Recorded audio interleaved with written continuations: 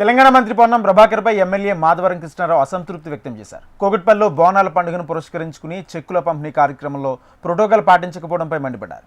పండుగ సమయంలో దేవాలయాలకు నిధులు కేటాయించి స్థానిక ప్రజాప్రతినిధులకు చెక్కులు పంపిణీ చేయాలన్న నిబంధనలను అధికారులు విస్మరించారని అన్నారు. ఓటమి చెందిన కాంగ్రెస్ అభ్యర్థిని అధికారిక కార్యక్రమానికి ఆహ్వానించడం అనైతికమని వ్యాఖ్యానించారు.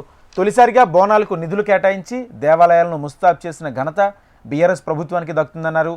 60 ఏళ్ల కాంగ్రెస్ పాలనలో దేవాలయాల పట్ల నిర్లక్ష్యంగా వ్యవహరించారని ఎమ్మెల్యే మాధవరం విమర్శించారు. మన తెలంగాణ రాష్ట్రంలో ముందు నుంచి కూడా పెద్ద ఎత్తుగా నిర్ణయించబడుతూ ఉన్నాయి.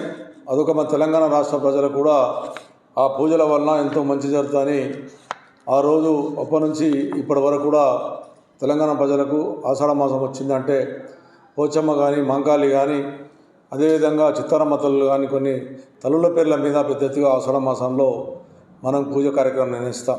గతంలో ఎవరు కూడా కనీసం గుళ్ళను పట్టించుకునేటువంటి పాపాన పోలేనటువంటి సందర్భంలో తెలంగాణ రాష్ట్రం ఏర్పడిన తర్వాత తొలి ముఖ్యమంత్రి చంద్రశేఖరరావు గారు ముఖ్యమంత్రిగా ఉన్నప్పుడు కొన్ని గుళ్ళకన్నిటి కూడా పెయింటింగ్ కానీ ఏదైనా అలంకారం కావాలని చెప్పి ప్రతి గుడి కూడా నిధులు కేటాయించింది చరిత్ర ఆ రోజున టీఆర్ఎస్ ప్రభుత్వము పటిష్టంగా తీసుకొని అన్ని గుళ్ళకు కూడా డబ్బులు ఇచ్చే కార్యక్రమాన్ని నిర్ణయించింది. ఆ కార్యక్రమం దేశంలో ఎక్కడ లేదు.